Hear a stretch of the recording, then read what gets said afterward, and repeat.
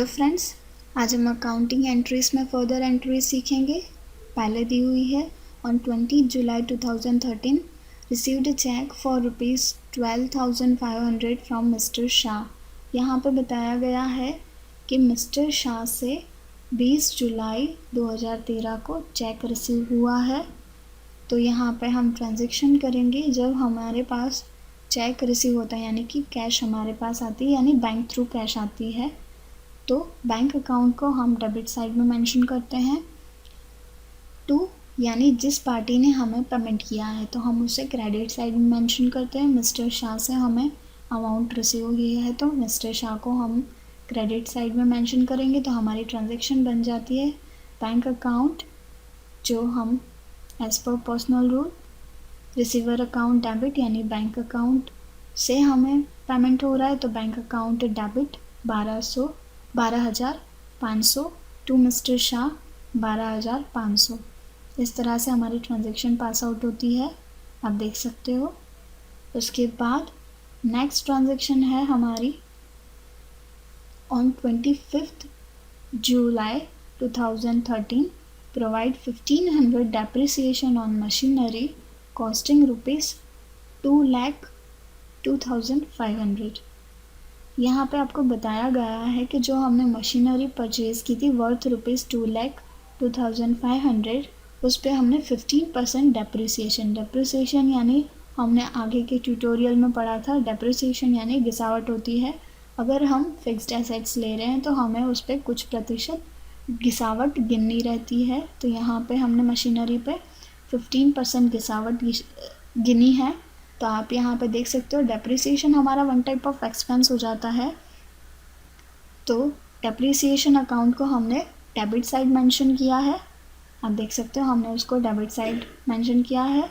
और किस पे गिसावट गिना है हमने? मशीनरी पे। तो मशीनरी को हमने यहाँ पे क्रेडिट साइड में मेंशन किया है, मशीनरी अकाउंट को क्रेडिट साइड में रखा है हमने यहाँ पे, आप देख सकते हो। अभी हमें 15% डेप्रिसिएशन लेना रहता है, तो डेप्रिसिएशन हमें जो कॉस्टिंग होती है मशीनरी की उसके ऊपर लेना रहता है। तो यहाँ पे हमारी मशीनरी की कॉस्टिंग दी हुई है 2,02,500, उस पर 15% डेप्रिसिएशन यानी होता है 30,375, यानी हमारा डेप्रिसिएशन कैलकुलेट 15% 30,375। तो डेप्रिसिएशन अकाउंट डेबिट 30,375 तो मशीनरी अकाउंट 30,375। नेक्स्ट है on 27 July 2013 interest received ₹1,000 in cash.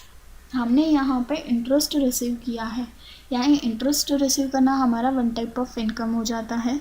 तो as per nominal account expense and loss account debit होता है to income and gain account, यानी कि profit and gain account credit होता है। तो हमने इंटरेस्ट रिसीव किया है यानी वो हमारा वन टाइप ऑफ प्रॉफिट हो गया, तो हमने उसको क्रेडिट साइड में रखा है। और इंटरेस्ट रिसीव कैश में किया है तो हमने कैश को डेबिट साइड रखा है और इंटरेस्ट रिसीव को क्रेडिट साइड रखा है।